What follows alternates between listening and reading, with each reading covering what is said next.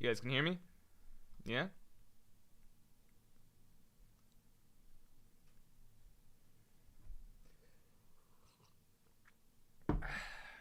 What's going on, everyone? 18 minutes? Oh, shit, did I schedule...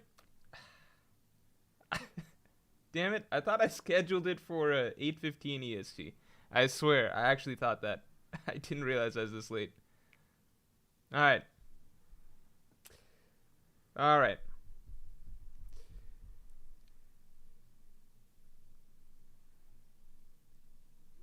I swear I thought I scheduled it for 8:15. I promise, I promise. My volume is super low? Nah, this is the same as it normally is. It's always the same thing.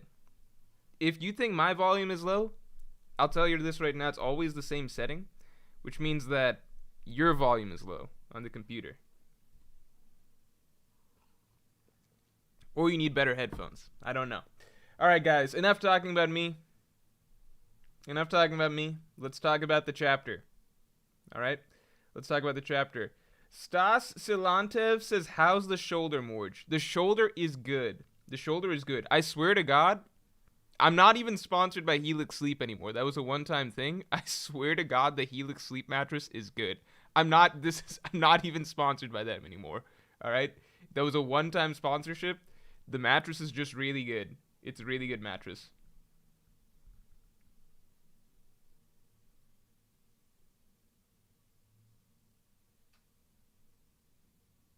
Kaku for Straw Hat. Okay, so I thought that the Straw... Okay. I like the direction that this arc is going. I've always said I've liked the arc. But, you know that I've had my, I guess you would say, nitpicks with it, which is, for example, last chapter I was like, do we need all these Vegapunks? Actually, I didn't even say it like that. It was probably more like, why the fuck do we have to deal with all these Vegapunks? We don't want all these characters. We don't care about most of these Vegapunks. They're all the same fucking person. So why do we need 6 of them? We're still trying to find the 7th one. There's clearly a sort of diminishing return with the number of Vegapunk bodies, right? That was my opinion last chapter, right? This chapter, my opinion is, I'd say it's changed somewhat. And sorry, I've realized that I just have like a chronic cough. It's not COVID because I've gotten tested for it, but I've had this cough for the last month. I don't know what it is. Well, I kind of do know. So about a month ago, I got a cold, very minor cold for like 2 days. Middle of the week, 2 days, I had a minor cold, tested for COVID and everything, wasn't that. But I did get a cough out of it, and the cough hasn't gone away, so it's just been there, and I don't know why. Does any medical experts in there know a reason why that I would have a cough that is not related to COVID, that started the same time that I got a cold? Is it just a leftover cough from that cold? Because it was a very minor cold.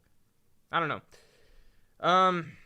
What's the bigger thing? What are we talking about? KC says, make a video about the new JoJo series. Video coming Saturday. There's a good JoJo's video, in my opinion, coming out this Saturday, and it's been in the works for a couple weeks. So, watch out this Saturday. So, Manga Morj is already on it. Don't even worry about it. Manga Morj knows what's up. So, besides that, smoker's cough? No, because Dresser says sometimes coughs just linger from colds. It'll go away in a few months. Oh. Okay, that's nice to know. All right. No, it's not a smoker's because because I've smoked I've smoked before. Like I've been smoking.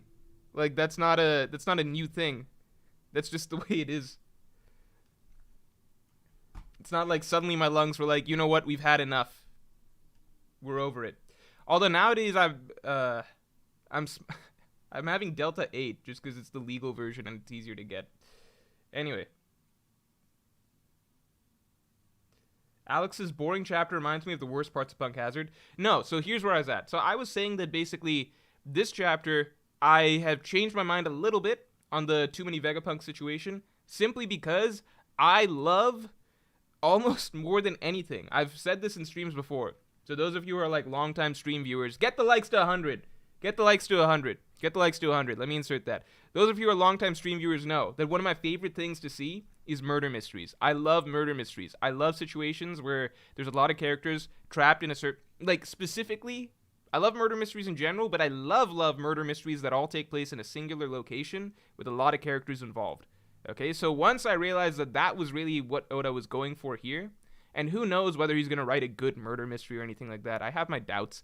That's not really, he likes to throw in tropes or like little stuff like that, but he doesn't really center his full arc around it. It's kind of like Thriller Bark had Halloween horror elements, but it's not like it was a horror arc or anything like that, right? But you guys get what I'm saying. He's still writing a bit of a murder mystery here. I love murder mysteries that take place in a singular location with a bunch of characters trying to figure out who done it, right? Whodunits are fun to me, especially in this sort of situation. So as soon as I saw, okay, the reason we have so many Vegapunks, it makes sense because Oda wanted to split up.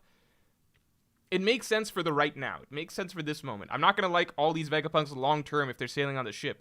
But if it's going to be kind of like this, where it's like the Strahds are going to split up, be walking through the laboratory, right? They're going to be walking through the lab, and they're all going to be searching, like all going to be trying to come across whoever's doing the bad stuff, whatever the situation is.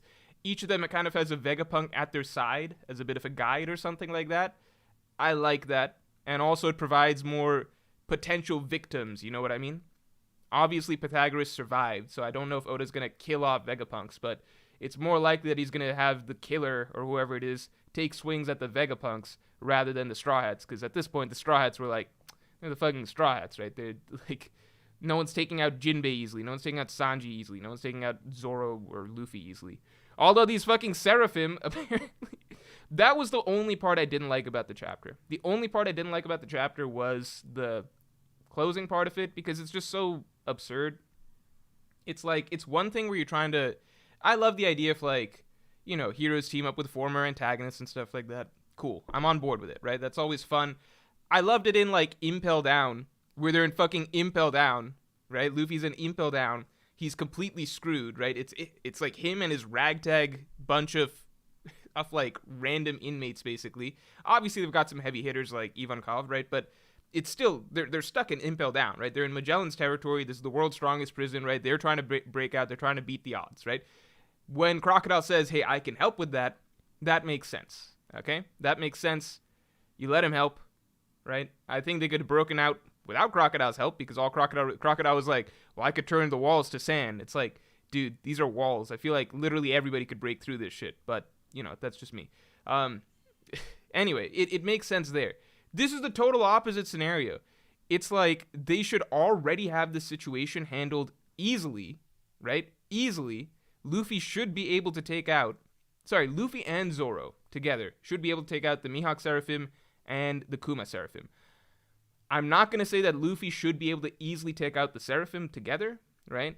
Just solo both Seraphim. I'm not going to go that far to say that, because the reality is we already saw that, if Blackbeard is stressed out, I mean, the reality is that S-Hawk came at Blackbeard, and that was, I'm not going to say Blackbeard would have lost to S-Hawk, but he definitely took it seriously, and he clearly viewed it as a threat, right?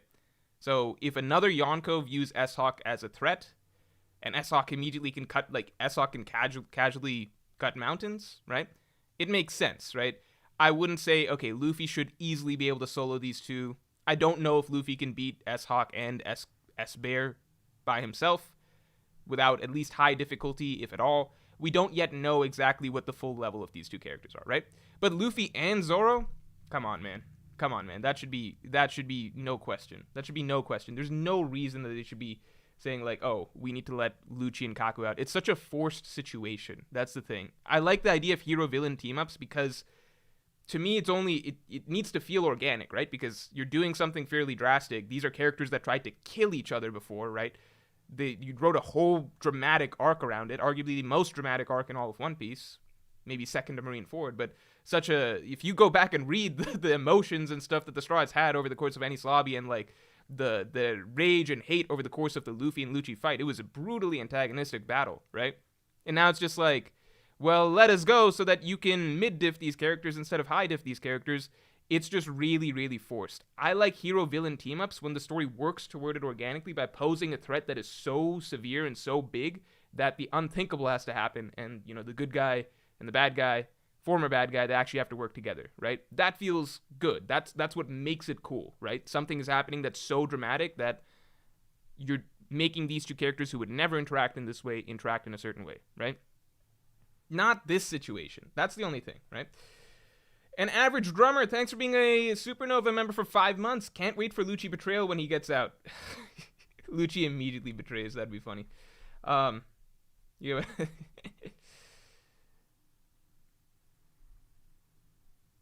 Wait, people are saying that that's how cancer works. Wait a second.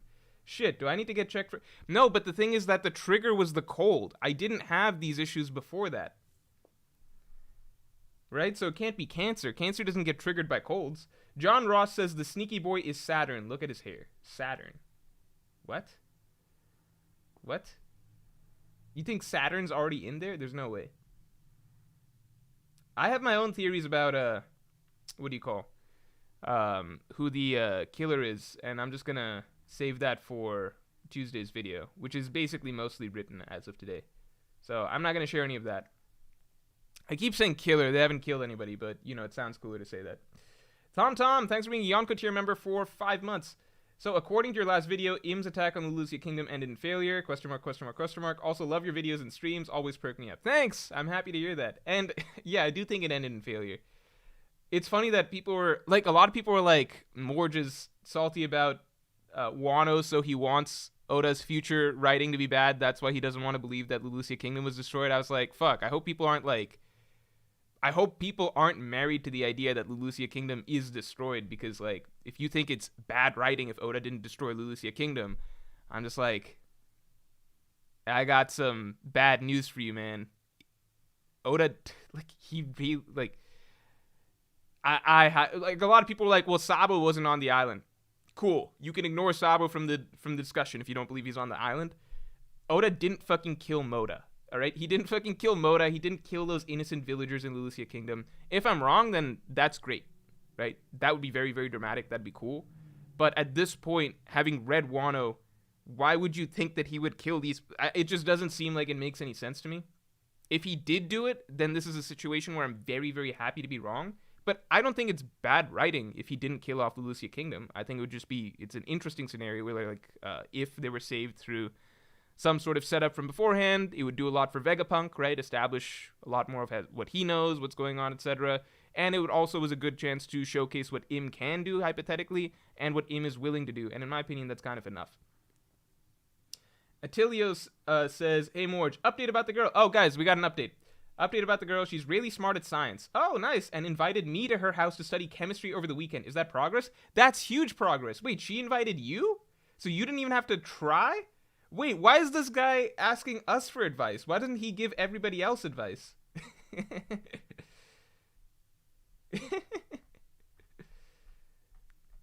You completely unprompted. Completely unprompted. She was just like, she extended the offer to go to. That's great. You're done.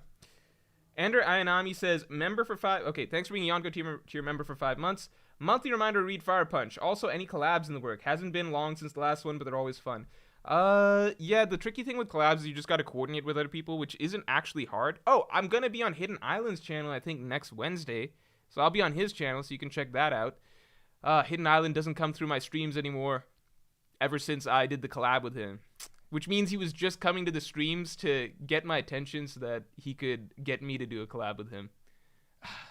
Sad stuff, but that's okay. We'll still go on his channel. We're still going to do the collab. As for collabs on this channel, that's probably a good idea. Who do you guys want to see? Actually, I'm not going to ask you guys that. You guys will probably say dumb stuff. It has to be more so, I think, like a topic that I find fun, and then you fit the topic to the person, you know what I mean? Like, if I do a power scaling, then I want King of Lightning and Brago, stuff like that, you know?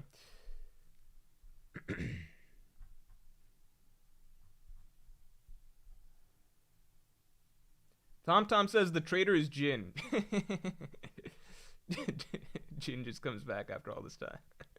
Max says Luffy versus S-Bear alone aligns with his Saboti vows. Oh, that's an interesting point. That's an interesting point.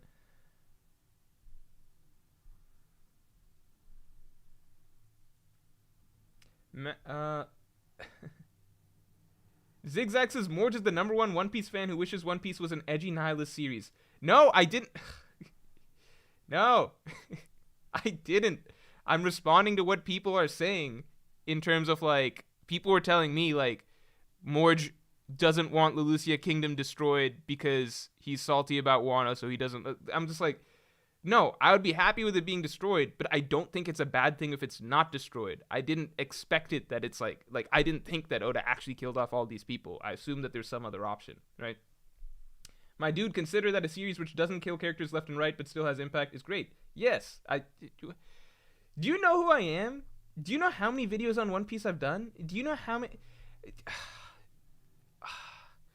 Do you know, if you've seen the channel, do you know how many videos I've done talking about how great One Piece is? Do you know? I don't know what to say anymore, man. I don't even know what to say. Mr. MMF2 says, in your last video, why did he leave the option of the village getting destroyed, but the villagers already, of the island getting destroyed, but the villagers already escaped?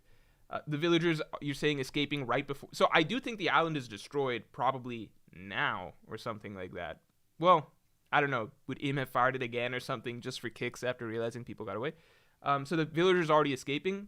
That was something that, like, I think died as soon as we read the chapter, right? Because you can see the villagers in the kingdom while the light is coming down. So they were looking up in the sky as the light is coming down, right? So maybe something crazy happened and they were all teleported away. That's something that actually Quietly Loud was talking to me about. But whether they all just, like, manually evacuated right before it hit, the attack would have to be super slow. But stranger things have happened in One Piece, right? Flame Emperor, thanks for being a Yonko tier member for 5 months. Always good to see you, man. If Lucci and Luffy team up, it will 100% only be there as an excuse for Oda to draw cool double-page spreads, lol. We know the Sun God solos. Yeah, I mean, it'll be cool seeing their two awakened forms fighting side by side. Hopefully it will put some respect back on Lucci's name. I don't know. Nerve AMV Maker, thanks. Do you think Oda is actually writing a Sanji Jinbei dynamic, or is this observation just agenda pushing? I mean, I personally think it's agenda pushing. Umair Ula says, just got to Guardian Ape Morj, this is challenging. Dude, the Guardian Ape was such... Oh, I still haven't looked up if... I gotta check what the YouTube streaming situation is, because I do want to stream something like maybe replaying some Sekiro boss fights for fun, or Dark Souls, or something like that. The Guardian Ape, dude. The Guardian Ape is it was the first moment in the game. When I was playing that game, there was never a point where I was like, maybe I can't beat this game, because I just knew that, like, even if I'm not good at it, I knew that, well, it's just a matter of repetition. You can do anything once you, like, if you try enough times, you will eventually beat any boss in that game, right? Or any challenge in that game. It's a fucking video game, right? If you try enough times, you'll do it, right? That's just the way video games are designed, no matter how hard. Maybe for some people it'll take like 10 tries, maybe for some people it'll take 20 tries, maybe for some people it'll take 30 tries, maybe for some people it'll take like 100 tries or something like that, right? It depends, but everyone can do it. It's a matter of how many tries, right? So, I never felt throughout Sekiro like, oh, I'm not going to be able to beat this game, but the Guardian Ape was the first boss that I was literally like, okay, I know I can eventually beat it. I know that that's true, but I couldn't imagine that possibility. Like, I literally couldn't imagine myself beating. I was like, I'm having a hard time imagining how that would be possible. I know eventually I will get it down, but I can't imagine the reality of that happening. Does that make sense? Like, it was just so absurd and unbelievable to me. I was just like, fuck, this thing is, it's actually terrifying. Like, I don't know, that boss is probably maybe the most memorable. I don't know if it was the boss that took me the hardest time, but it was the first huge like just wall that I felt playing that game. But I did get it down eventually.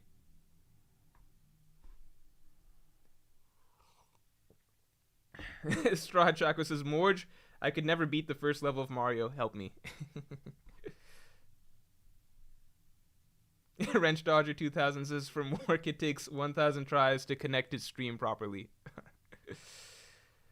Snap, thanks for being a Yonko tier member for 5 months. You think Helmeppo is a traitor? No, that would be so heartbreaking if Helmeppo is a traitor. Joe Mama said Guardian Ape is easy. For me, it was really hard. Everyone has different bosses in that game that are really hard. Like, so for me, for example, the two bosses that I thought were not as hard as people hyped up were Demon of Hatred and Ishin. Surprisingly. I think that's just because I was much better at the game by the end of the game. but um, like I definitely beat the Demon of Hatred easier than I beat Guardian Ape. I definitely beat Ishin easier. Well, I at this point I'm like, is listing bosses spoilers? I shouldn't talk about that.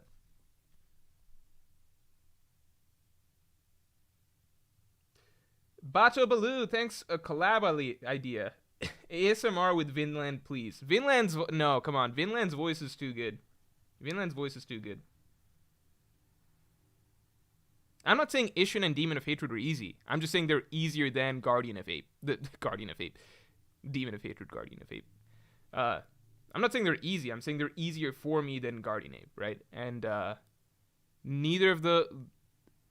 If I think back, Demon of Hatred was probably top 5 hardest bosses, but Ishin was like a little easier than Demon of Hatred, basically for me. For me.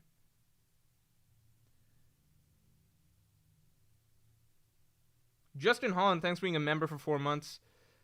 Is Saturn doing this somehow? It would be really interesting if Saturn is doing this somehow.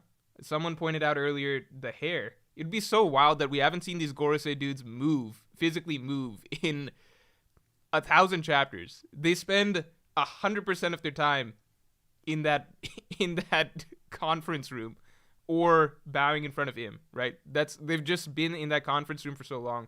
It would be so crazy if we just like the first time we see them in action, it's Saturn going absolutely apeshit, just rampaging through the facility like a stealth, like this stealth beast, basically taking out cameras left and right, throwing bombs, blowing up Pythagoras and stuff like that. It'd be interesting.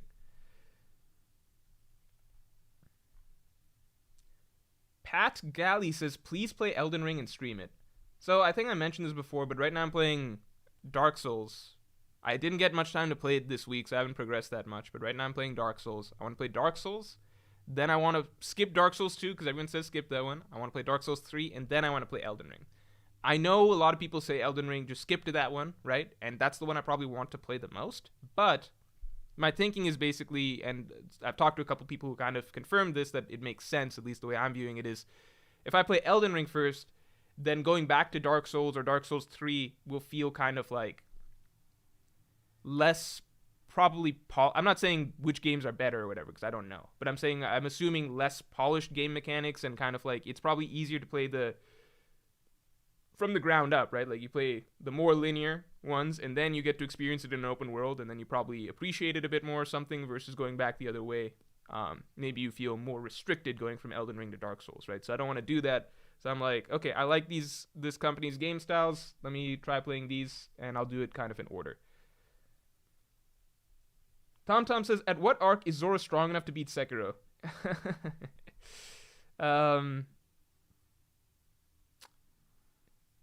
There's a certain boss fight again. You can't really scale you can't really scale Sekiro because he can kind of just block everything, and we never saw an upper limit as to what he can block. But then he's randomly weak to like really basic shit, like someone hitting him with like fire or something like that, like a torch. So I don't know, but it's hard to scale what his upper limit is. Zoldan says, what's your loadout in Dark Souls? I don't know what that means. Peter Frog says, great video on the Lucia. Thanks. I do think the Lucia Kingdom was a good video. I mean, that sounds biased because it's my video. Guys, let's get the stream likes to 200. Obviously, it's my video. I'm going to think it's a good video. But that was one that I feel like just in my head really made sense, because even this chapter, you're talking about the bubble shields again, right? How do I say this? So when the Lucia Kingdom incident happened, nobody had a good explanation of how or why the Lucia Kingdom might not be destroyed. One thing people threw around was like, what if Kuma just teleported everybody? But from what we've seen of Kuma recently, it's a fat chance that he was able to do that, right? His brain's not exactly there, right? So it was kind of just like, fuck, how could they not be dead? And I think like one thing that people literally threw around, I probably talked about it a little bit too, is like some sort of invisible shield around the kingdom or something like that from somewhere. I don't know. It seems too absurd. Why would there be an invisible shield? Who could do that? An invisible shield around the kingdom? Fucking Bartolomeo or something? Why would he be there?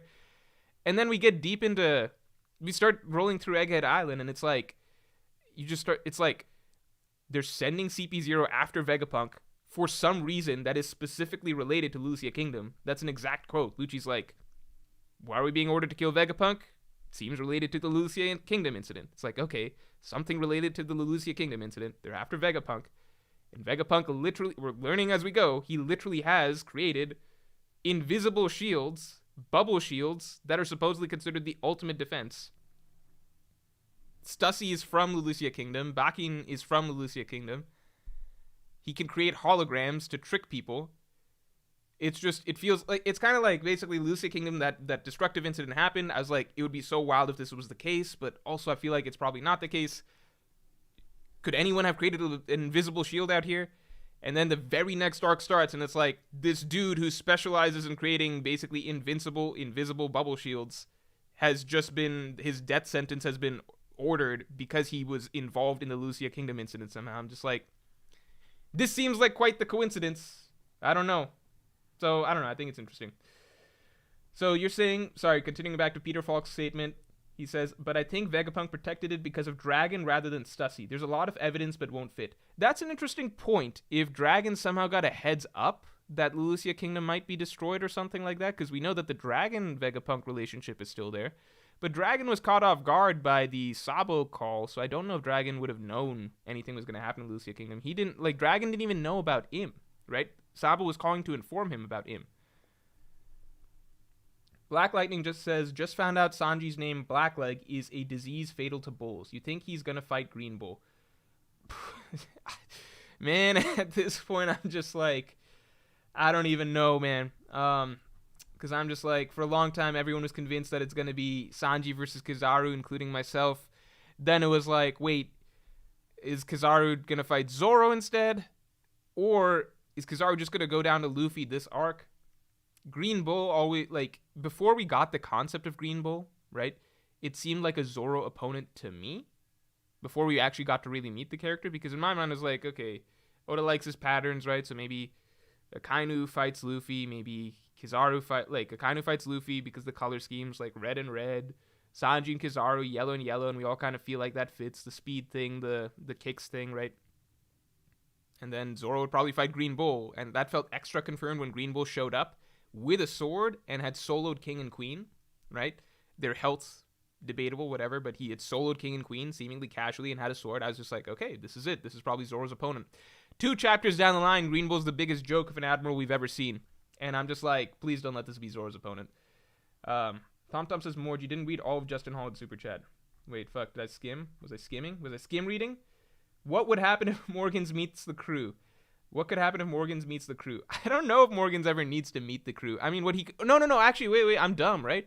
If Morgans meets the crew and takes a liking to them, wait, that's such a big... Justin Holland, I'm glad that I was... Okay, Tom, thanks for reminding me to read the rest of Justin Holland's comment, because this is a very interesting point, right? At the end of the day, if we expect by the end of the story that the world will know, depends how you view it. Will the world know that the Straw Hats are heroes? Or is that something that they're just going to live with through the rest of the story, right? Kind of like an ambiguous legacy, the same way Gold Roger was respected by some, viewed as a villain by others, right? It's interesting to think about. So how are the Straw Hats going to be viewed at the end of the story? How they're going to be viewed at the end of the story, it's entirely in Big News Morgans' hands. That's what's so interesting. That's actually a really, really interesting point. This is not just a fun, exciting character. This character controls the truth, like controls the world's perceptions of everything that happens in One Piece. Right? It's cool that One Piece only has one newspaper. Otherwise it would get complicated, because then it's like, well, this left-wing media versus right-wing media and stuff like that. It's just like, which news outlet do we believe or whatever? It's just like, no, there's only one. It's just one dude. It's just one dude who gets to decide everything. That's crazy. But that's a really, really good point, which is that, yeah, Big News Morgans is probably a huge, huge deal, honestly, for the end game of the story. And not just for the end game of the story, you could say even before that, because let's say the world government starts its great cleansing or something like that, right? It starts doing the bad stuff that we expect it to start doing as the series progresses, right? Well, it's up to Morgans to let the people know about this. The world would only really know what's happening in the... Man, Morgans is a crazy important character. I don't think I've fully thought about this before, honestly. I kind of just was always like, yeah, the information will spread somehow. People will realize that the world government's doing bad things. Oh, it'll be obvious to the world that Luffy's a good guy, but it's like, why? How are people going to know about all this? Morgan's is the answer, right? So Morgan's and Vivi being tight, that's a huge deal as well, because if they become tight, that's a segue into the Straw Hats or a more sympathetic ear to the Straw Hat stories, stuff like that. What could Vegapunk offer the Straw Hats for their assistance, in your opinion? What could Vegapunk offer the Straw Hats for their assistance? For their assistance? I don't think he would offer them. The Straw Hats are willing to help Vegapunk as is. Are you saying what can he offer them to help them? The tricky thing is I hope that it's nothing that has to do with upgrades to the ship, because it's kind of like that's Frankie's territory. I hope it doesn't delve too much into... Like, there's just certain things where I'm like, Vegapunk is such a smart character that he has the potential to intrude on three characters, the value of three characters, right, on the Strive crew as is, which is he has more mechanical knowledge than Frankie, right? He has more general knowledge than Robin, right? And that's kind of Robin's thing, right? Knowing history, knowing lots of information, right? Being able to decipher stuff. Vegapunk's got all of that already in his brain, right? He's got the knowledge of Ohara, wrapped up in Punk records. So already there. He can't read the poneglyphs, but it's actually very... He can't read the poneglyphs. But in theory, he should 100% be able to figure it out. You know what I mean? Because he's got all of the leftover knowledge from Ohara. But let's assume he can't read the poneglyphs. And then finally, it's like, Chopper's a doctor. I assume Chopper's a better doctor than Vegapunk. But when it comes to things like a lot of things, Vegapunk's just so good at so many things, especially changing, body composition, chemistry. Like, he can do basically so much stuff that's practically magical. It's like... we've seen from Chopper and Caesar, Punk Hazard and Zone, stuff like that, and Chopper and Queen, there's a heavy overlap between the stuff Chopper can do and scientists can do, especially in the more extreme cases. And Vegapunk's the best scientist of all. So, my stance is I'm excited to see if Vegapunk travels with the crew for a bit longer, right? But I hope that he doesn't do too much for the crew, because there's a few characters who his expertise overlaps with and surpasses, basically, Anyway, back to where we're at. Zoldan says Dark Souls 2 isn't as good as the others, but it's still worth playing. Yeah, maybe I'll play that last. Because the thing with games is, like, it's not like a... People are like, oh, just try this game or try that game. It's like, dude, you know what you're saying? You're saying, like, trying a game isn't like trying a movie. It's like games are 30, 40 hour, I don't know, it depends, different game times or whatever, but like talking about like 30 plus hour commitment for the most part for most games, right?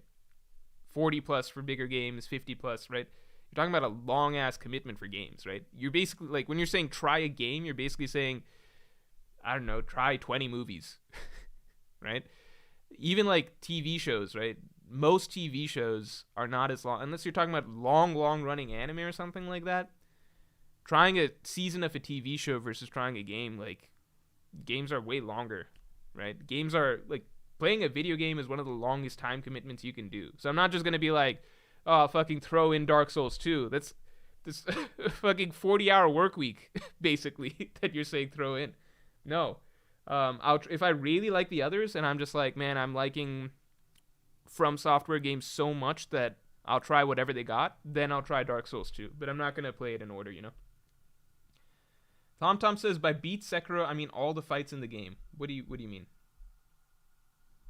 What was your previous comment? Man, I don't know what your previous comment was. Oh, at what arc is Zoro strong enough to beat Sekiro? Oh, beat, like, Sekiro the game. I see what you're saying. At what point is Zoro strong enough to beat Sekiro the game? Probably by Wano. Because the thing is, Zoro... There's only one... Like, if you scale it, right? Zoro can do pretty much everything. But there's one outlier fight, right? Which is... How do I say this without spoiling too much? One particular fight that it's like... like, I would put pre-time skip... Pre-time skip Zoro probably should be able to beat pretty much everything in Sekiro, except one particular fight that is, how do I say this? Um,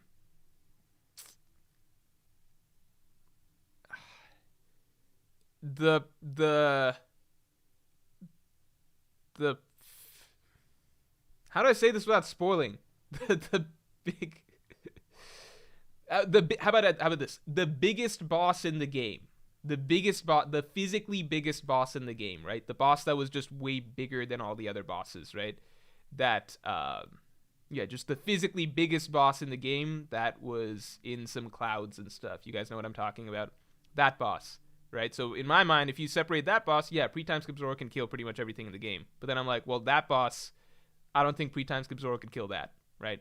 Wano Zoro definitely could, because he basically did do the exact. He had a very similar fight, you know, in Wano. All right, moving past that. Jaren Rambo says, you think Sir Croc wasn't needed to break out and Impel Down? I think that the reason was somewhat convincing, turning things to sand. But I'm also like, you know, some of these characters, Ivankov, Jinbei, they're really physically strong. Could they not just break through the walls? But maybe it's more complicated than that. Maybe the walls are really, really, really, really, really thick. I'm just like, we literally already saw, like, speaking of Crocodile, how did Luffy literally beat Crocodile? What was the move Luffy used to beat Crocodile back in Alabasta? In Alabasta, Luffy very literally punched Crocodile through, as Cobra said, layers and layers at, like, a shit ton of layers of bedrock, right? So, I mean, Luffy basically broke himself out of Impel Down when he beat Crocodile 500, 400 chapters back, 300 chapters back, right? So it's not out of the realm of what Luffy can do at that point, in my opinion, especially now that he had Gear 3rd and such. And then you have stronger characters than Luffy, like much physically stronger characters at that time, like Jinbei and Ivankov. So I did feel like it's a bit of a stretch to say that, well, you really needed sand powers specifically to get out of, you know, Impel Down, to get out of that level of Impel Down.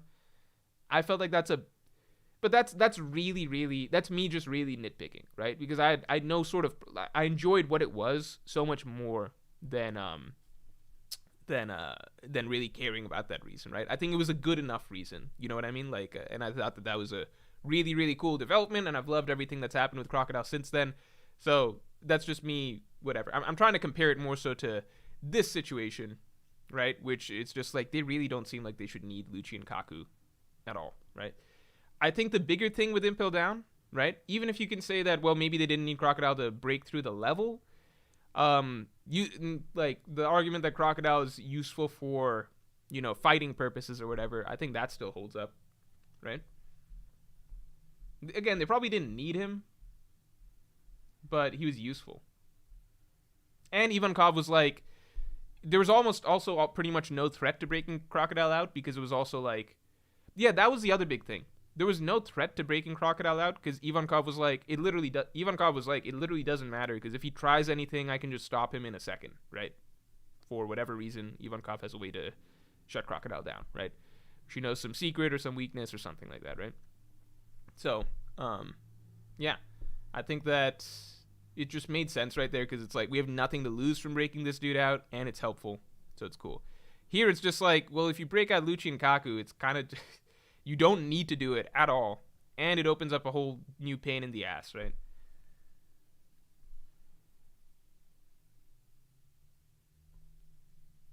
Peter Falk says, I think Vegapunk may be protecting countries that the Revolutionary Army have ignited revolutions in. Hence the dialogue earlier, saying his death is coming to Dragon. Oh, that's an interesting point. That's a very interesting point. That would be cool, because that would mean, like, there's a lot of... a lot of countries potentially that could be victims of supposed attacks by IM that come out on top, you know, and can then regroup, maybe bolster the Revolutionary Army forces later. Nerve AMV Maker, thanks. Someone pointed out that when we first see Imu, he's surrounded by maps, Nami, swords, Zoro, and a Straw Hat, Luffy. Importance of the original trio? That's funny, I had no idea. Is he surrounded by maps? When we first saw Im? When he's checking out the giant Straw Hat? I don't remember maps.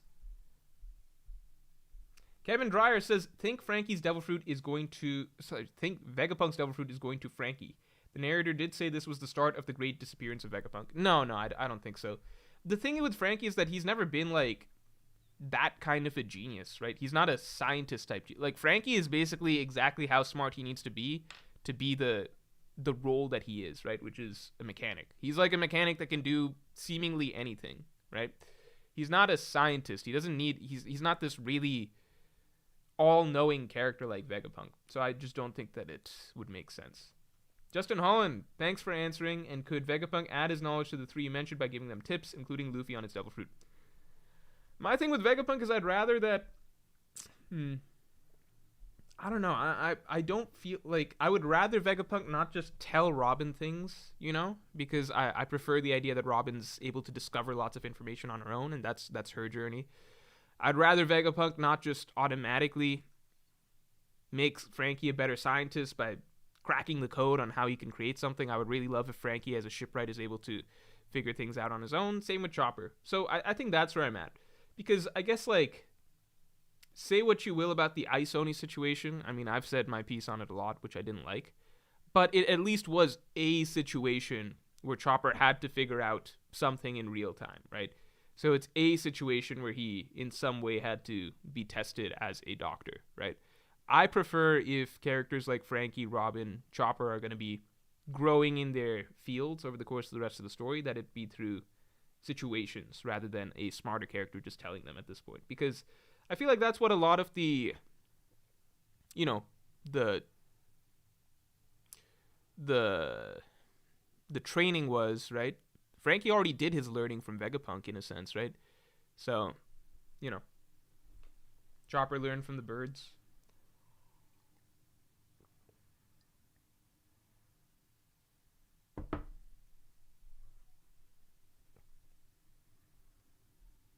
Green, whatever.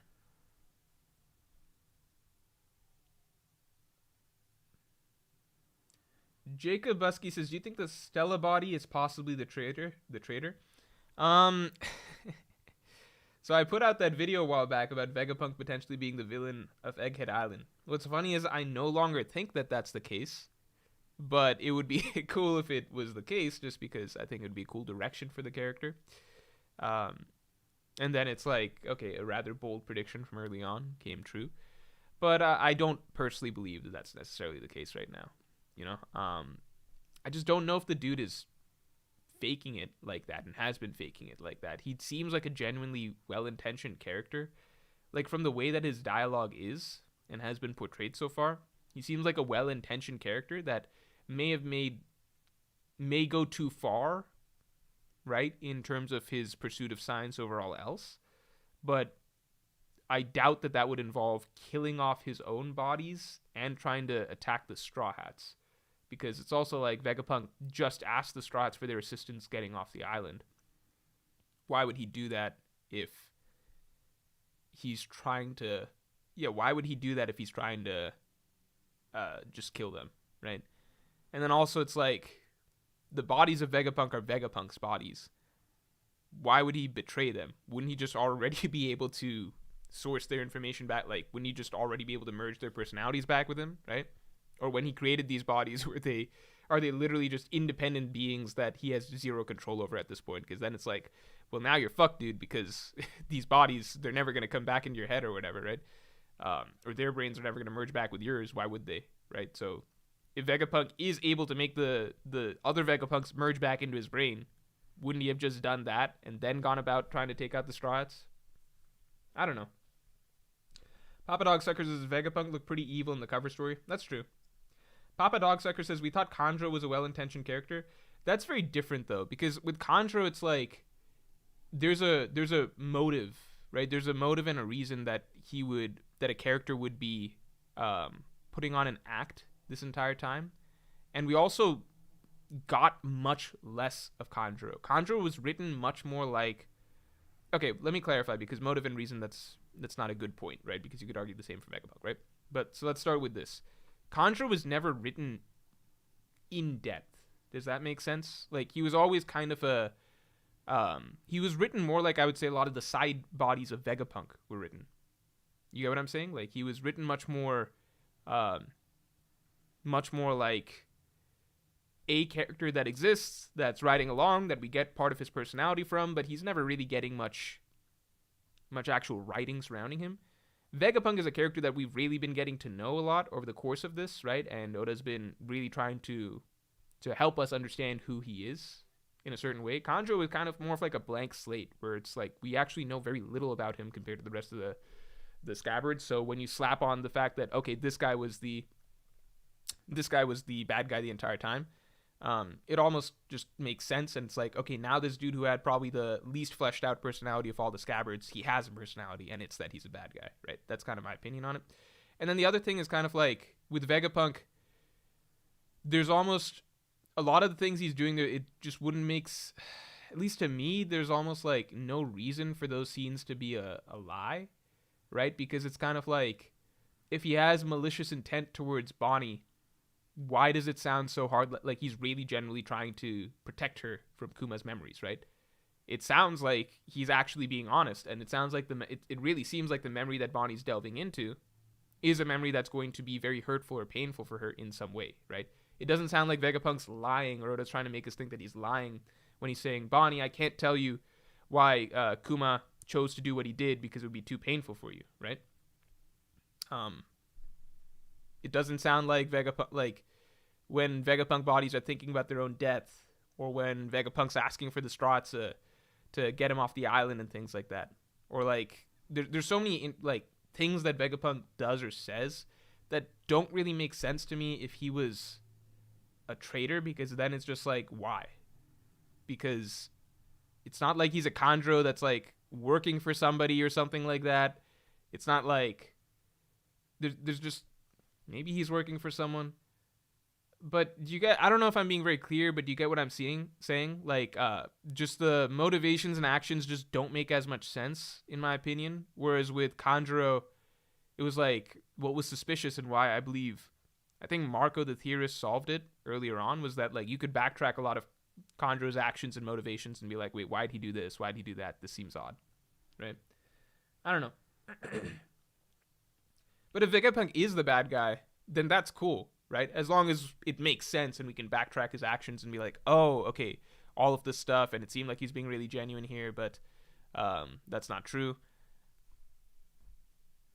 It would be really cool. If Vegapunk is the bad guy, it'd be really cool.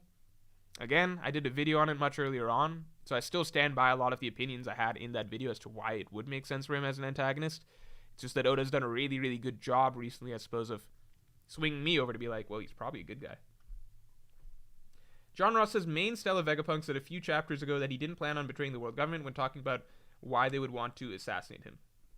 Could you tell me what chapter that is so I can double check that? You don't have to super, just mention it, and I'll try and look out for it.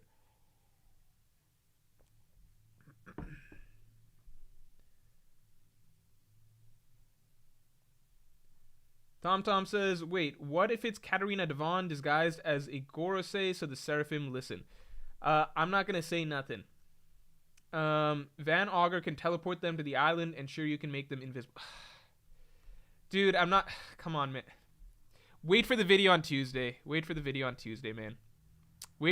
Tuesday. I'm not saying nothing more. There's a whole script written. Just wait for the video.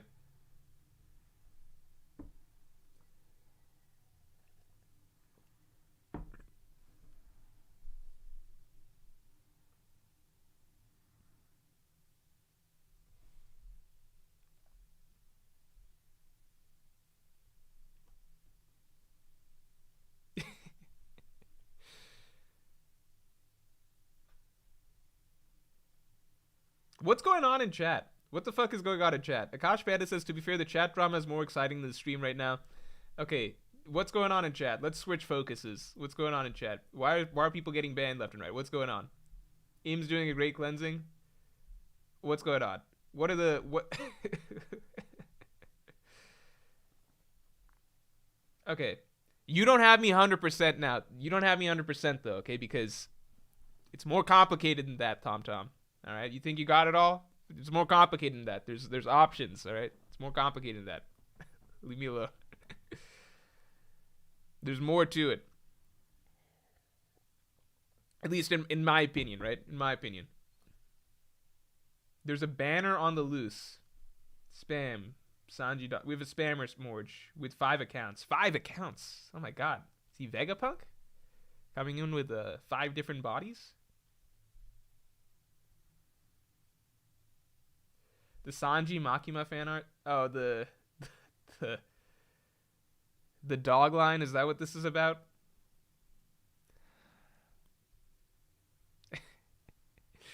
It's just like this. Look, man, I don't think Oda hates Sanji. I really don't. But sometimes it's hard to believe that. Sometimes it's hard. I'm like, am I just telling myself a lie? Because I'm just like, this is not how this character was written for the first 500 chapters of the story. It just wasn't. It really, really wasn't. It's like trying to find. It's like he's finding new ways to just make Sanji look like like the biggest. I'm gonna stop. I'm gonna stop. 1 second, guys. I might have to pick up.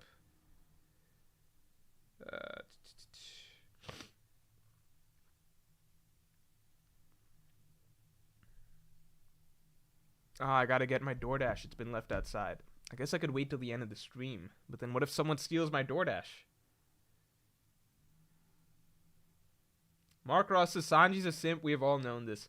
But there's just like a different, like, he was made to be a respectable simp if pre-time skip. It was just different. Achintya Mitra says Whole Cake Island redeemed him briefly, though. It's just, it feels like 2 different characters, though, because I think back to Sanji and Whole Cake Island, and I'm just like, that dude would never have been caught saying that line about being a dog. He just wouldn't have said it. It felt like such a more real character.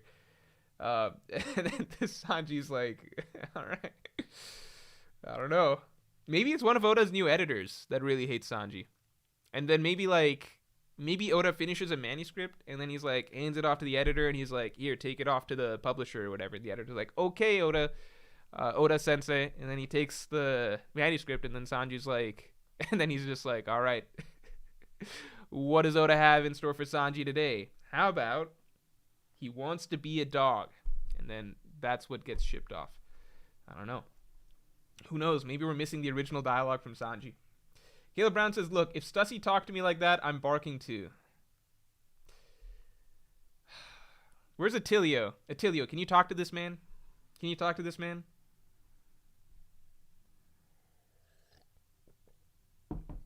The Outback Pandas. Thank you very, very much. Really appreciate it. It's huge. I want to let you know right now.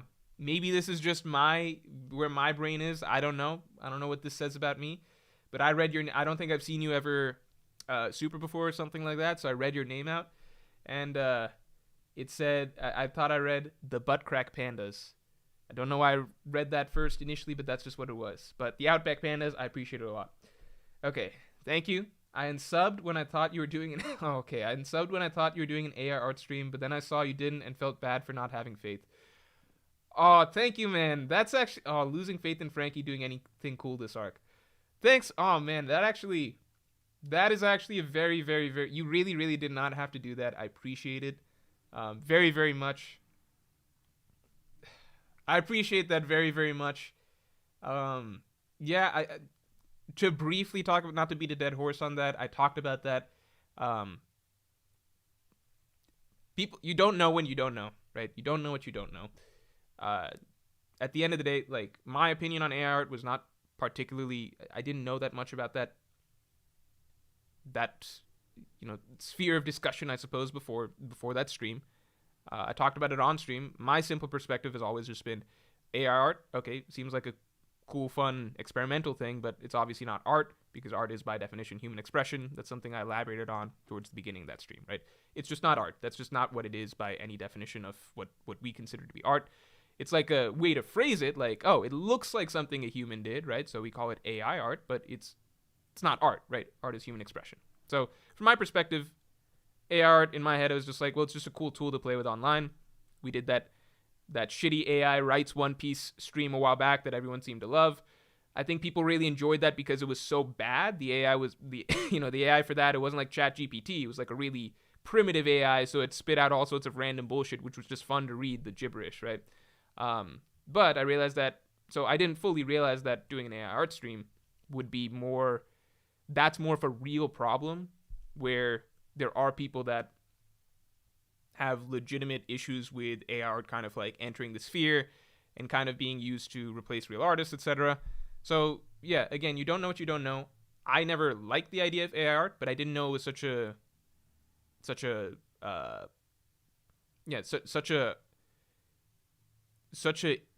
don't want to say issue, but such a such a detriment to so many people and so many people's professions, basically, fully, because I just didn't know. I just wasn't fully tuned into that discussion. So I get it. As soon as I saw that, I was perfectly fine changing it. That wasn't very important to me. I just thought it was something that people would enjoy, but it was not something that like I personally thought was like really, really important for me to do. That's pretty much it.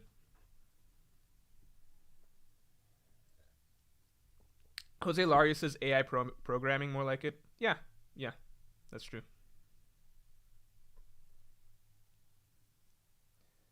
Mark Ross says AI art can't create new concepts, only meld together existing things. I mean, then we get into the discussion of like, well, what is? We get into this general discussion of, well, what's creativity really? Because like a lot of it, well, what is a new idea, right? So usually we like to think a new idea is basically our brains usually subconsciously, if you're an artist, you're subconsciously processing a lot of what you're seeing in a given medium. Say that's books, what's happening in film, right? What's happening in music, right? So a great artist, in theory, they have their subconscious brain processing a lot of that, and through all of that noise, essentially, they're able to come up with something that people have not done before, right? And that's usually what's considered a really brilliant artist, right? We're able to kind of sift through all that and come up with something that is different from the rest, right? Maybe even to the point that it starts a movement or changes the tide, or people trying to copy or imitate or follow that same path that you're doing. But the reality is that most art builds on past art at the end of the day, right? So it's like even things that we consider to be new ideas, right? Like Citizen Kane is considered to be the most revolutionary movie of all time, right? But a lot of Citizen Kane's ideas are built off of techniques that were already being used and experimented with by other filmmakers, right? Like genre noir. He was already, like, Citizen Kane is probably best known for the deep focus shot, but Rules of the Game by Genre Noir was already making good use of the deep focus shot. Citizen Kane just thought of ways to take it to another level, right? And that applies to a lot of things that did. So it's tricky because I think like even the most innovative art, it's usually building off of something. It's like it's ultimately a meshing of lots of ideas to kind of produce something new. So I guess that's not the same as AI art, because I assume that AI art is never going to come up with like a brand new genre of music by mixing together a bunch of algorithms or anything like that, I assume. But how far off are we from there, right? Could it eventually do that? I don't know.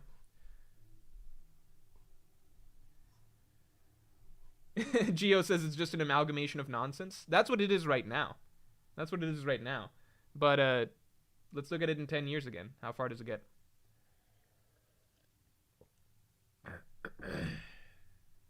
Yeah, can we get back to One Piece? Yeah. All right, let's do it.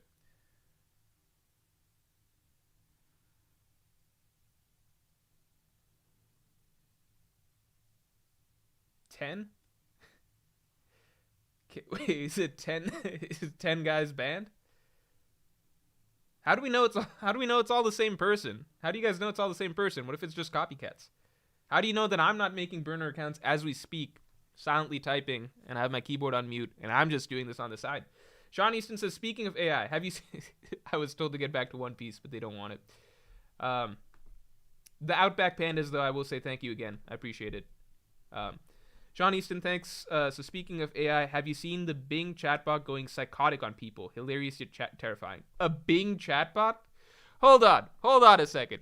Where does Bing get the get the get the audacity to think that it should be working on anything as complex as a chatbot. Now, I know chatbots aren't very complex, but if you're Bing, you've got a lot more shit to worry about than trying to experiment with shit like chatbots. You need to get your other shit together. The basic search engine functions that you're supposed to be used for, why are they so ass compared to Google? Oh, wait. Okay, hold on. Time out. You guys want to hear something amazing? This is a no joke. This is actually a really, really big deal. Huge tidbit for anybody interested in doing anything. Look, if you're just a person who's got like a bit of money and you're like, hey, I want to be a solopreneur, entrepreneur, or something like that. If you're somewhat interested in basically like, what if I was a digital marketer, I could buy, sell leads and stuff to people. Okay, here's a bit of experience that's actually extremely interesting. Okay, so from my experience in digital marketing, one of the coolest things I found out about was that Bing has one actually really, really interesting purpose where it's better than Google. Okay, and it's in a way that, if leveraged properly, can make some people a good amount of money, which is basically this, right? On Google, people run Google ads. I'm going to use roofing as the example because roofers were the first people that we worked with, and we just learned a lot from that niche, basically. So, and from roofing marketers. So basically, if you're trying to run ads for roofers, right, to get people to click on your ad, to go to your website, to pay you to fix their roof, right? Google Ads is the most popular platform by far for that, right? Because people go to Google, they want their roofs fixed, they go to Google, and they click on the ads and stuff like that say, here, we can fix your roof. They go to the website, they sign up. But here's the thing. Bing is the sort of ace in the hole, because Bing ads are a lot cheaper than Google ads, because, you know, Google's Google and Bing is Bing, but you can actually get a lot more bang for your buck, because the thing is, the people that use Bing are old ass people. They're like old ass boomers and stuff. Why? Because you open up your PC or whatever, and like the default service is like Bing or Internet Explorer or whatever. Basically, like it's Bing usually, or at least it was at that point in time. And for them, they don't know any better. They don't know that they're supposed to be downloading Google Chrome. They don't know that. So they're just using Bing. So there's this whole population of boomers and stuff that exclusively really know about Bing. They don't really know about Google Chrome. That's foreign to them. And so people that run Bing ads can actually get way better results very often, depending on who your demographic is. If you're targeting, like, if your target demographic is, you know, boomers and stuff, you get way more bang for your buck running Bing ads than Google ads. And that's kind of an ace in the hole. That was the case like 5 years ago. I don't know if that's still the case nowadays. People just in general become more tech savvy. I don't really know what Bing does nowadays or whatever. But that was the case 5 years ago. And these things are trends that change and shift, and the meta kind of evolves. But that was just a really cool thing for a while, because it was like, Bing is such ass. It's worse in every way. But it's like, but that advantage of already being on the computer for a lot of people is it helps you capture certain people for advertising, basically, that you otherwise would have to compete with a lot more people with if you were working on Google Chrome or trying to run things on Google Chrome. That's basically it. Oscar Mondragon says, I see not everyone, but everyone who has disposable income. Depends.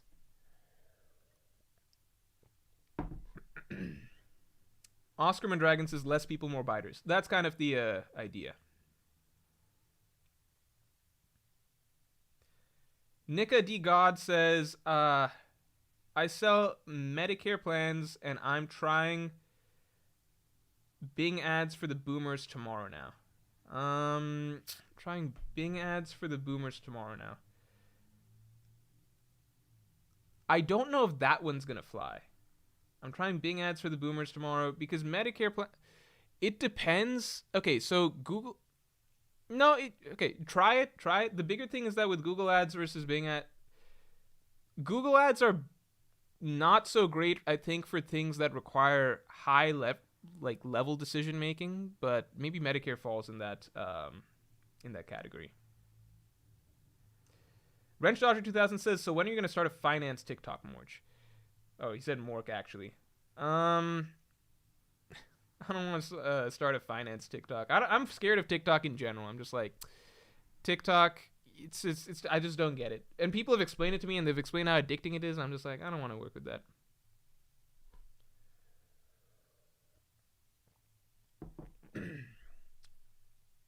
NLC says Sanji calling himself a dog worse than a servant. I don't know. Brandon King says, Morj, you're supposed to alert chat if the stream is an advertisement for something. This is legal. Okay, then stop listening to me. I'm not trying to push Bing. Bing is ass, all right? I'm not trying to push Bing. Forget about it. I'm not trying to push Bing. I'm just saying that this is just like a little loophole if you're trying to do digital marketing. I think dog is worse than servant, right? I think in the hierarchy of the world, we'd still consider being a dog lower than... Because when you're talking about someone as a dog, you're basically saying they're below human. I think servants are still in the category of like, that's just a profession. I suppose a lowly profession, but a profession. TikTok is finished? Is TikTok actually dying? Can someone please tell me if TikTok's actually dying? I would love for TikTok to die because then I don't have to learn it. Because here's the thing. With me and technology, I might have talked about this a little bit in the past, but like I'm just always so suspicious of not suspicious, but I'm just like when a new platform gets big or new social media method gets big, I'm just like, man, I don't want to have to like learn it. I want this new thing to go away because it feels so foreign and strange, right? So that's why I didn't get an Instagram for the longest time, because when Instagram was starting to get big, Facebook was already popular. Facebook was about at the peak of its popularity. So I was like, I'm already on Facebook. Why do I need Instagram when it's just for photos and stuff like that? This Instagram thing is obviously very niche in my mind, and it's going to blow over soon. Spoilers, it did not blow over. It blew up, okay? Snapchat, I was right about Snapchat, though, because people don't really use Snapchat now. When Snapchat came around, I was just like, dude, I don't want to use Snapchat. I don't want to use Snap. I felt like there's too much pressure. I was just like, wait, if I get Snapchat and I'm snapping people, does that mean that does it mean like I always have to seem like I have an interesting life? I was like, what if someone snaps me on a Friday doing something fun, and what if I'm not doing anything fun right then? What if I'm just like sitting at home watching TV, right? Do I snap them back that I'm sitting at home watching TV? Or is that not cool? I don't know. This was just in my mind, right? I was younger then. I cared more about that stuff. So I was just like, Snapchat, that seems like too much pressure for me. Let's let that one blow over. So turns out I was wrong about Instagram, but I was definitely right about Snapchat. Most people don't use Snapchat that much now, okay? Because like with Snapchat, the funny thing is like 5 years after everybody got really used to, like everybody got tired of using Snapchat and its filters and stuff like that, that's when I got Snapchat. I was just like, let me try this shit out. And dude, I loved it. So I loved trying all the filters and stuff like that. Because I was like, for me, it was just like, wait, I see everybody else use this all the time, and I've been in other people's photos where they put the filters on and stuff, but it's so fun to just scroll through, and I'm like, oh, look at that. I'm like a baby. Oh, I'm like 100 years old. Oh, look at this stuff. This is crazy. So I was obsessed with the Snapchat filters. So I annoyed all of my friends for like a year straight. Probably like a little less than that. But I annoyed all of my friends for a good-ass while with just Snapchat filters and stuff like that, and like me being super late to the trend. So I was right about that one, but then I got on the Snapchat train a little too late, and everybody was annoyed with me about it, right? And then lastly, we're at TikTok, and I hate TikTok. Joe Mama says Snapchat is popular for my demographic, 21-year-olds roughly. Maybe it phased out of popularity for my age group, basically, because my friends and everybody in my age group was really into Snapchat for a while while college was going on. Then post-college, nobody really was using Snapchat. So for me, like 22 onwards, everybody stopped using Snapchat, but I started using it a lot and pissing off a lot of people. The filters are fun. The novelty wears off. I need to grab my computer charger and my DoorDash. I'll be back in a second.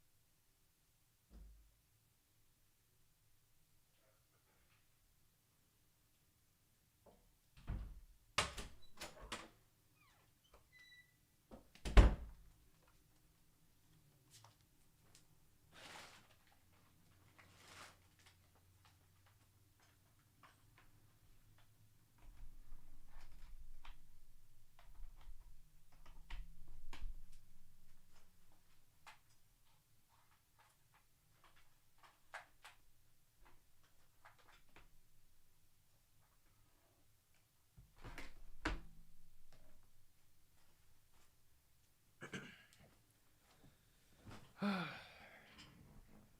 right.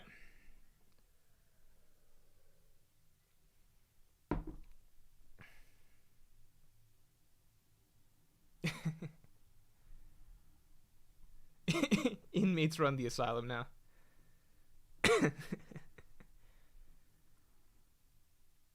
You guys want to know my height? I'm 5'11".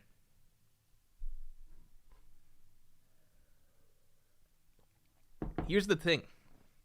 So lots of times with okay. So I have friends, and I think throughout my life, probably for like the last 5 years, I say I'm 6 foot in 2 occasions. Okay, on dating apps, you just say you're 6 foot. You just do it. It makes life so much easier. Okay, like when you're 5'11", you just say you're 6 foot. Okay, and then I have lots of friends who are definitely not 5'10", but who say they're 5'10". Okay, and I'm like 2 inches short. So like I've had lots of friends who tell me like, "Hey man, you're like 6 foot because I'm 5'10". You get what I'm saying? Like they've justified in their heads that they're 5'10". In reality, they're like 5'9" or 5'8" or something, but they're telling themselves they're 5'10". So they're like, "Yeah, we're 5'10". I'm like, "Dude, I'm like 5'11". I'm like a bit taller than you." They're like, "No, you're 6 foot." This conversation has happened with me countless times, literally countless times. And I'm just like, dude, I know how tall I am. I would happily, proudly be telling everybody I'm 6 foot in real life, like not even just on dating apps. I would happily, proudly tell people in real life that I'm 6 foot if I could, but I'm not. I'm an inch short. I'm 5'11", and they're just like, "Nah, man." Like, people will always adamantly argue that they're 5'10", therefore I can't be just like 5'11". I'm 6 foot or something. I'm like, all right, if you're giving me 6 foot, I'll take 6 foot. But in reality, to real people, like when there's nobody else around, to you guys, I am 5'11". All right, that's basically where I'm at. So, yeah. TomTom says, say you're 5'10" if you're 5'11". This is easily provable. There are photos of me at DreamCon. You can see me next to other people.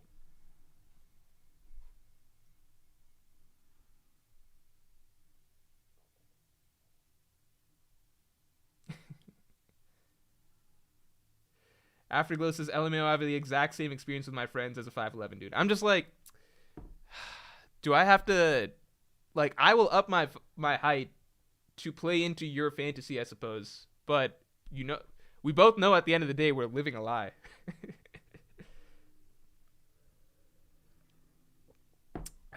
Billy Bob says, Morj, does Jokic deserve 3 straight MVP?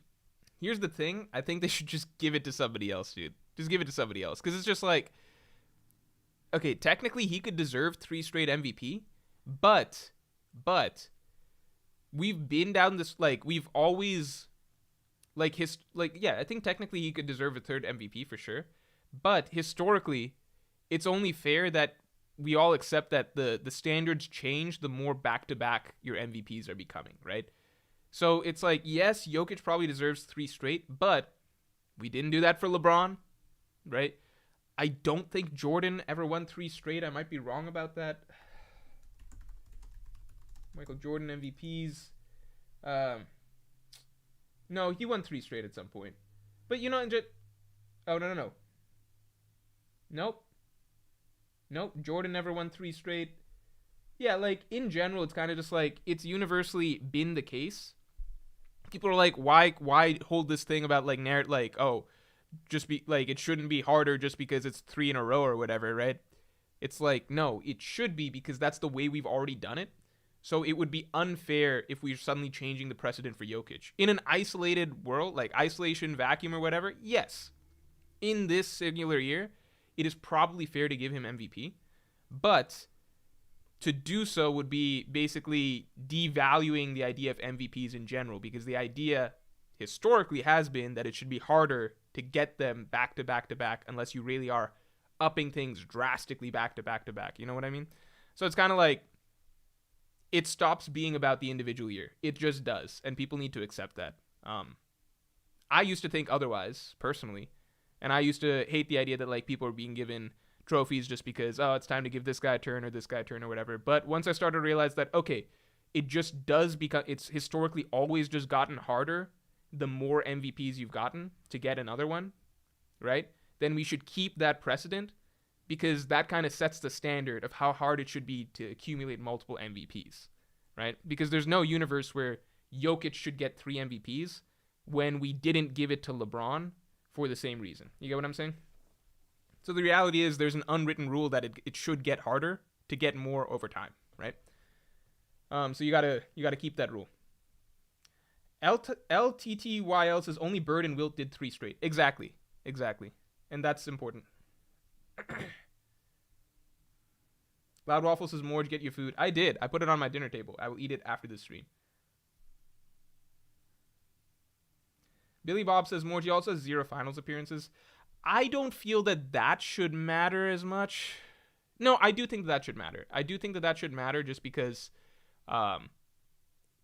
it should matter once it's getting to the point of multiple MVPs. Not in any singular season, not even in back-to-back seasons, but once we're at the point of 3, because we know how the standard becomes very, very difficult. So then you're starting to be evaluated as like, once you're winning 3 MVPs in a row, you are basically being it stops just being about like your single year award, right? You're starting to take shape as basically the best player in the league or the face of the league in a sense once you're at that point. To give it to one person 3 points in a row, again, like Wilt, Larry, those type of players, right? So at that point, it's like, no, it's no longer just about your individual year to somebody else's individual year. Papa Dogger Sucker says MVP is a regular season award. Yes, but we're not talking about the technical, factual truth of it. I'm sorry, we're not talking about the technical, like, by the book rules of it. We're talking about what is the reality of it, right? What is the reality of it and historically what it's been in the NBA and what's fair given the context of how we've treated it before. So because we've treated it a certain way in the past for a long period of time, you just have to keep that precedent. Otherwise, it starts to devalue what it is. Because then we just get to a point where it's like, well, MVPs stop mattering as much once someone like Jokic, who I think is a great player, but someone like Jokic has 3, the same amount as Larry Bird or something like that, right? It stops mattering as much. So you've got to keep that same high standard where it should get harder and harder to get more MVPs, right? It just should.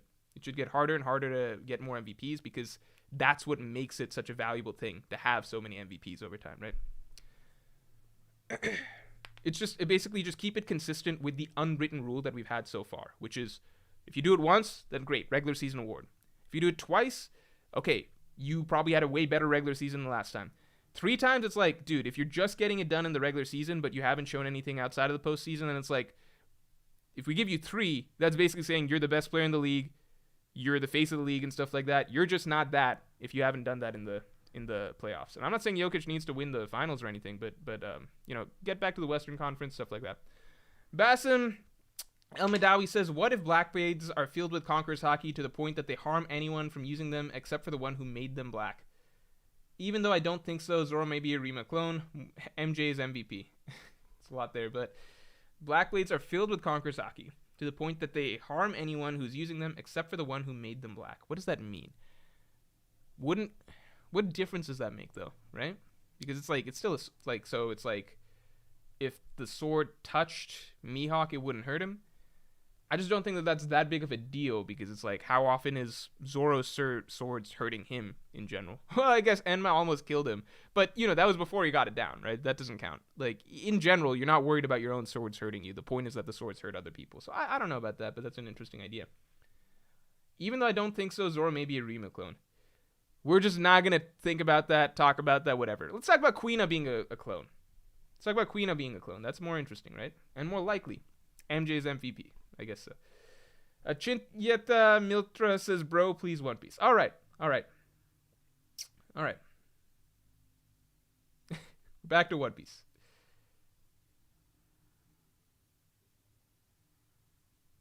Last comment on this, because Zen Chen says, what do you think Jokic would need to do to get 3 in a row? Would 70% true shooting, triple-double on first seed do it? I mean, you're just asking, you know what the answer is, right? You know what the answer is, which is he just needs to show people that he is the best player come playoff time, right? Then they're going to be willing to give him that award of most valuable player again. That's it. All right.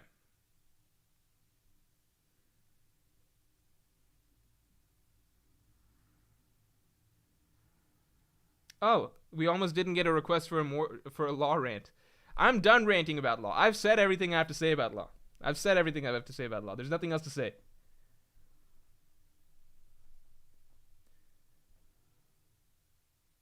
Jojo asks Morj, did you see chapter 1 of Jojo Lands? It's out now. No, I'm going to read that tonight. I'm going to read that tonight when I'm done with work and everything and I'm just, chilling. I'm excited for it. I was going to sneak in a quick read earlier in the day, but I opened it. It's like 60 pages. I'm like, no, I want to enjoy this. Basim El Modaful says, to explain the way curse blades kill their users because swordsmen are too weak to use them. Haha, love your content, man. Have a good stream. Okay, I see what you're saying. So it would just have like a passive effect almost that it's sucking the energy out of opponents. I don't know about that because that's like, we haven't seen that from Mihawk's Black Blade. We haven't seen that from the Black Blade, like Ryuma's Black Blade. Although you might be saying that, well, that's because Ryuma himself wasn't using it. But we haven't seen that from Mihawk's Black Blade. And I don't know, I would prefer that just straight swordsmanship is the reason that, swordsman wins a duel rather than the Conqueror's Haki is so strong that there's a passive effect that is draining the opponent. Loud Waffle says, Spammer, you're not funny or charming.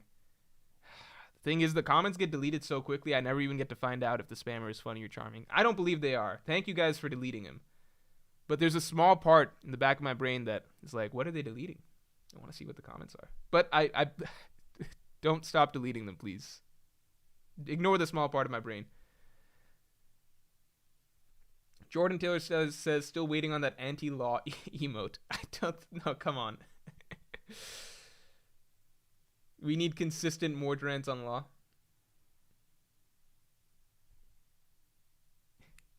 By the way, I'm probably going to wrap stream in about 5-10 minutes just because my food is here. Sorry about that. Can you guys tell, without spoiling, all right, so please no spoilers, how do you guys feel about the start of Jojo Lands? You think it's good? You think it's interesting? I know chapter 1 is hard to say. Yeah, mods are heroes today. I agree, Loud Waffle. Law has also been using a cursed sword, says Akash Panda. Does this affect Zoro versus Law? No, because I've never pulled in like Zoro uses a cursed sword as like a reason for Zoro being stronger. So it doesn't really matter, but I don't think Law is using a cursed sword. The traitor is Kyrie and I could prove it. You don't even understand the mixed feelings I have about Kyrie playing with Luca, because I like Luca and I want him to do well, but Kyrie, dude, not a fan. Love the first chapter. It's very good. Really interesting and fun. I'm excited. Do people think it's the last part? Because that's been a discussion. That's been a discussion. The spammer is Nika and the mods are Gorosei, says Papa Dog Sucker.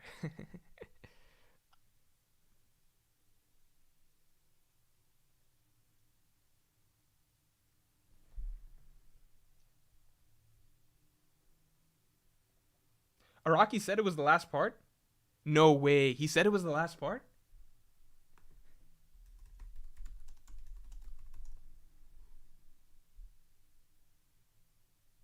Did he actually say that? Is that just made up? Because I could definitely believe it's the last part. Hey, Eric, what's up? Take inventory says Araki is old, so I don't know. Here's the thing. My opinion, okay, maybe it's totally unfair to like characterize authors or whatever, but this is just my general thoughts, I think. I feel like Araki's the type of dude, because the way he writes is very just openly imaginative without as much thought to structure or closure, in my opinion, right? It's just he has ideas, as far as I can tell, right? He has ideas, he just wants to get those ideas out. So my feeling, I feel, right, would be that even if he's really old by the time part 9 ends, I don't know if he's the type of writer that would be like, okay, I should I should wrap things up with part 9 and put an end to the series, etc. Or if he's going to be like, fuck it, I'll just keep writing part 10 for, as long as I can kind of go, and then like he may not have a solid thought of like, well, I'll definitely end it like this, or it'll definitely be this long or something like that. You guys get what I mean? Like in my thought is kind of like if he has more stand battles or abilities or characters that he just wants to write about, then even if he's like fucking 60 something years old and basically like at retirement age, he might just start part 10 anyway, just for the just for fun.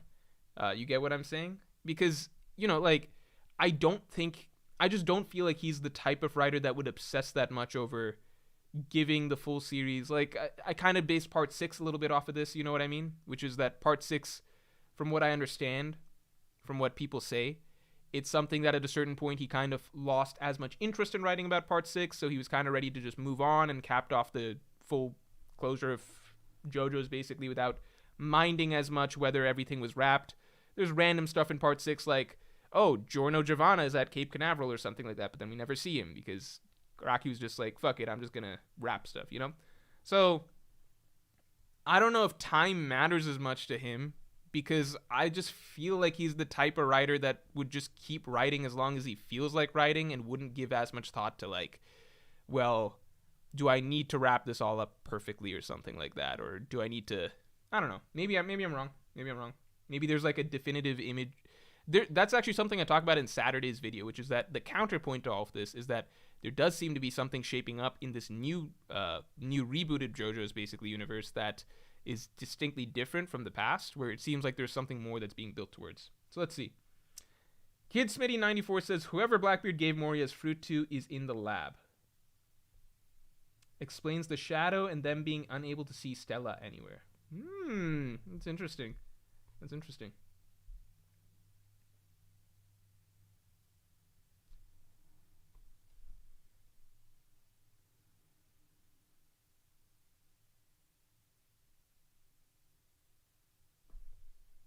I have to read Umineko. Isn't Umineko like I thought it's like a game or something like that. It's a visual.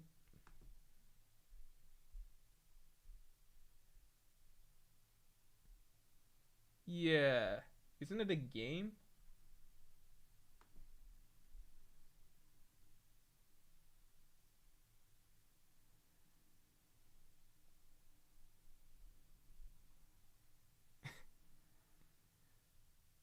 Oh no.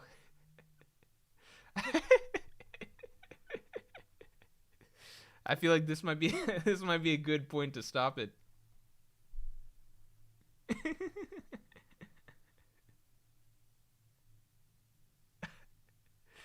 All right, maybe we stop it here. All right, guys. Good stuff. Thanks for tuning into the stream today. And I will talk to you all later.